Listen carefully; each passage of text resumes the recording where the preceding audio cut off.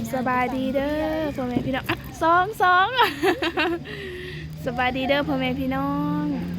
ตอนนี้ก็ก็ออกจากห้องโอโพมรอบแรงเนาะ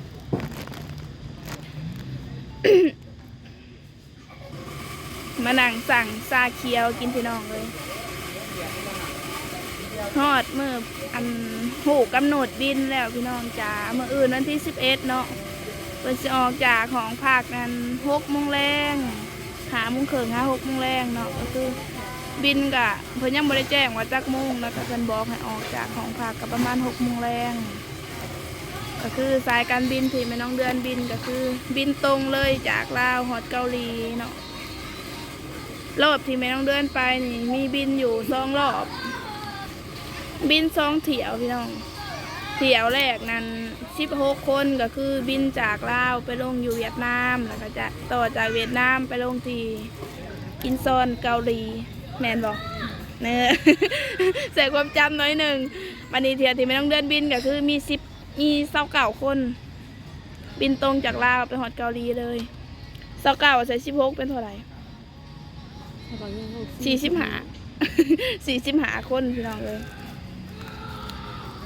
บินเที่ยวนี้ก็คือมี45 คนรอบเดียวกันแต่ไปลงอยู่2 เมืองที่แม่น้องเดือนไปลงก็คือเอียงเกาะซังจูเมืองที่จะไปลงเอียงเกาะบงหัวโอ้บอกโบเป็นเด้บอกยากจังเลยไปลง2 เมืองพี่น้องเลยสำหรับ FC ที่เขามาให้กำลังใจแม่น้องเดือนก็ขอบุญขอบคุณหลายๆเด้อขอให้อยู่ดีมีแห้งทุกท่านพี่น้องจ้ามี FC คอมเมนต์เข้ามาว่าสิ่งที่สำคัญที่สุดให้ถือไปก็คือยากินเพราะว่าเวลาเขาเป็นหยังหรือสิไปหาซื้อลำบากแต่ว่าของใส่นะก็พอซื้อได้ไปอบรมรอบแรกนี่พี่น้องเพิ่นได้เอาซื้ออาหารแล้วก็ตารางการเฮ็ดเวียกแล้วก็มีเสื้อกันหนาวตัวหนึ่งเสื้อแขนสั้นตัวหนึ่งไปเกษตรเนาะก็เลยได้เสื้อสีเขียวเฮียนไปแบบ3-5 ปีที่ได้เสื้อสีสม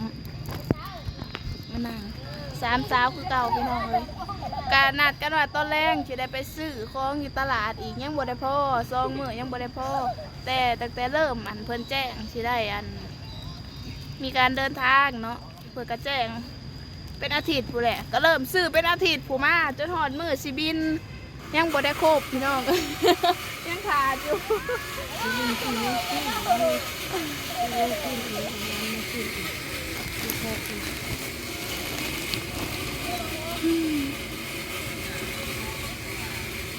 ห้องพักอายุสั้น2พี่น้องยังบ่ได้ขึ้นไปก็คือนั่งพักผ่อนซะก่อนถ้าอย่างมาแต่บ่อนโอพมก็คือ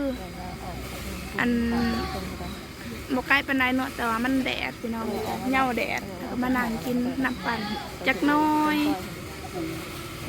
อันนี้เป็นร้านน้ำปั่นร้านขายของ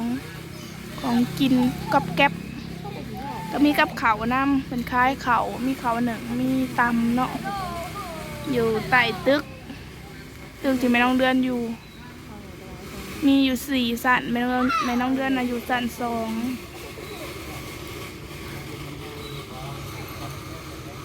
ผู้ที่มาโอโพมนำกัน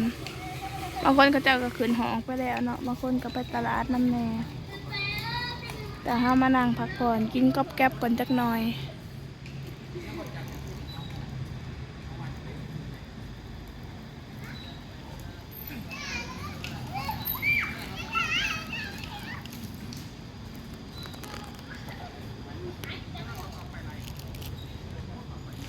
เดี๋ยวสิพาไปหลอดตลาดอีกพี่น้องเอ้ยเมื่อนี้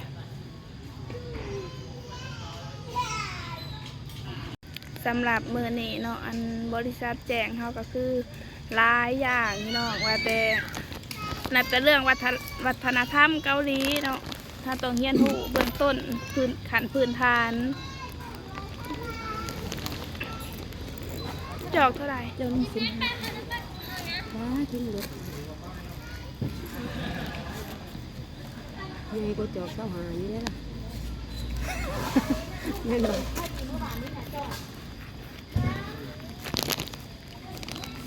กุ้งมาแล้วกิน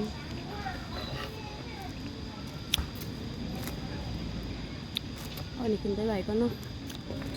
ไปตลาด อ้าวบริษัทเงินทอนบอก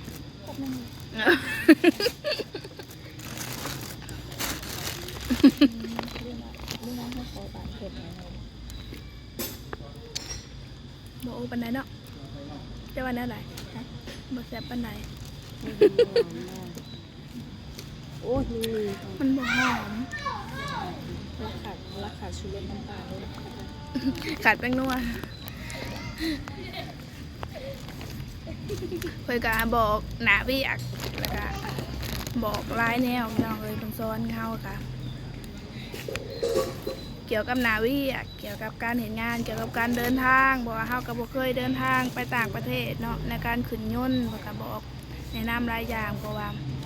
หลังจากลงจากยนต์ก็ต้องแบกเครื่องอยู่ไซแล้วก็มีการให้ล็อกกระเป๋าเนาะยันคล้องเสียแล้วก็แบบขึ้นยนต์ระเบิดหน่อยกินยาพอลงเปิดกระสิมีการตรวจเหนียววัดความดันตรวจสารเพิ่มเติมตรวจเลือด ตายแล้วเนาะชิไปขึ้นอยู่เกาหลีแล้วไปตรวจเลือดชิพ่ออีกแล้ววันนี้เป็นโรคซับจางเพราะว่า ทำงานต่อไม่ได้เป็นไม่ได้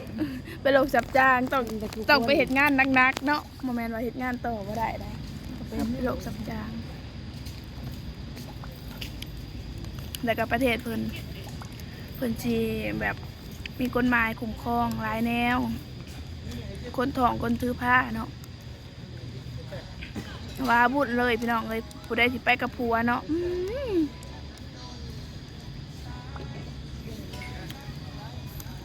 แล้วก็การถ่ายคลิปถ่ายรูปเนาะตามสถานที่ต่างๆก็ให้ระวังเพราะว่าถ้าติดหนาเพิ่นติดหนาคนประเทศเพิ่นเนาะก็สิมีปัญหาพี่น้องเพราะมีกฎหมายคุ้มครองพี่น้องเดือนได้จะได้ถ่ายคลิปให้ FC เบิ่งเนาะบัดนี้ว้าวุ่นเลย FC ก็จะได้แต่หนาไม่ต้องเลื่อนเพอเวอร์นี่แหละพี่น้องเลยเบิ่งการเปลี่ยนแปลงเนาะเราสิอ้วนขึ้นหรือสิจ่อยลงพี่น้องเลย ขนาดมาพาจุเลี้ยงจังหาขึ้นนี่เย็นอ้วนขึ้นพี่น้องมีแต่กินกับนอนเราพื้นเขาไปเฮี้ยนกับเป็นหนังอยู่เนาะบ่ได้ออกแห้งออกเขือออกแห้งเนี้ยเป็นหนังอยู่ซื่อๆหนังแล้วก็กินจิบน้ำไปเรื่อยๆก็สิอ้วนคือว่าแหละอืดพี่น้องเลย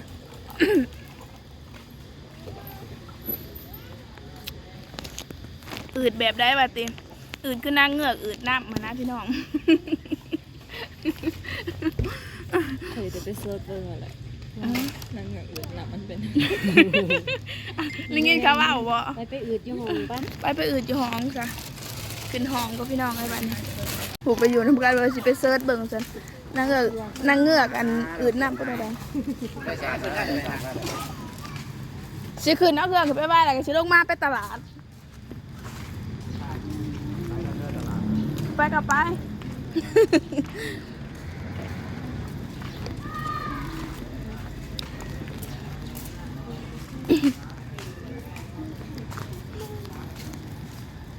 มาเนี่ยนี่เนาะมีแต่ผู้บ่าวผู้สาวเด้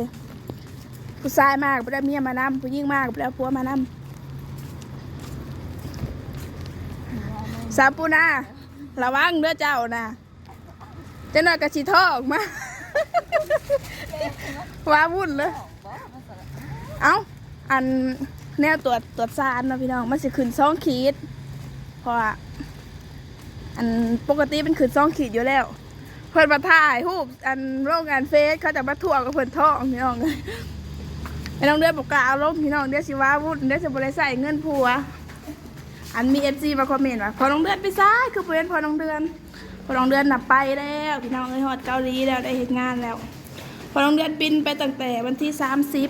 30แม่น้องเดือนไปน้ำหลังเพราะว่าสามารถคนละรอบคนละบริษัท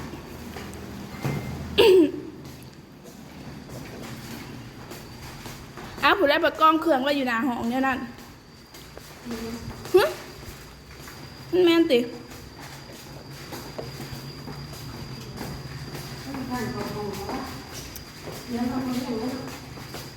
เอากล้องไว้หน้าห้องเมื่อเฮากะ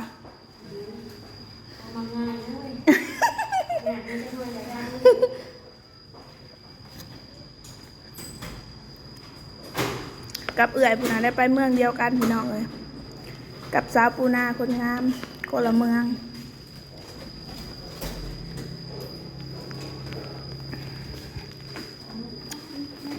เขามาห้องบไดหกปันไดดอกพี่น้องเลยห้องห้ากับบไดหกปันได โอ้ยเตรียมซุปเอาใส่ไปคนอื่น เอาของ ใส่เสียเพิ่นลืมบ้าง เครื่องแม่น้องเดือนพี่น้องเลยอันพอเพื่อฮอนมือไปมินอัพก็เลยเปิดไปนั่นนี่สำหรับยาพี่น้องเลยเกี่ยวกับกระเพาะนี่ก็ร้ายเติบแล้วก็แนวติดบาดยาอมกินน้ำปั่นจนเลอะของสำหรับยาก็ร้ายพอสมควรอยู่แล้วพี่น้องอยู่นี่ก็มีอ้าวอยู่นี่ก็มีอีก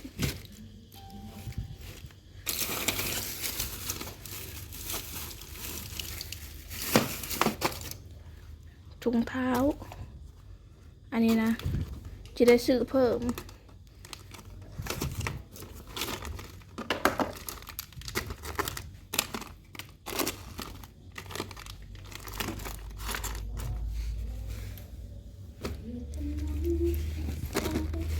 เต็มอายะพี่น้องเลย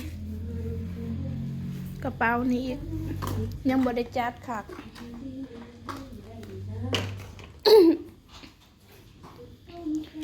สำหรับคลิปนี้ก็ได้แล้วพ่อแม่พี่น้องฝากกดไลค์กดแชร์กดติดตามส่องแม่น้องเดือนในเด้อผิดพลาดประกันใดขอโทษขออภัย FC ทุกท่านเนาะพบกันใหม่คลิปหน้าพี่น้องจ้ากับสบายดี